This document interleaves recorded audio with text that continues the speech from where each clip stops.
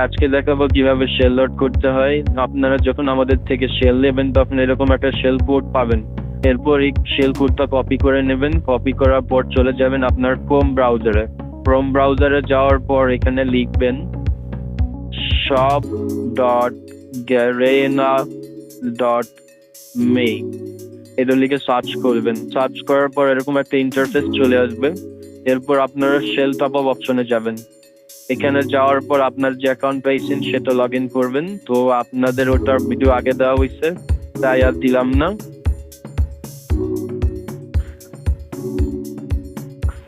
Account log in করার পর এই যে এইখান থেকে রিপাবলিক জিজিপিন অপশনটা সিলেক্ট করবেন।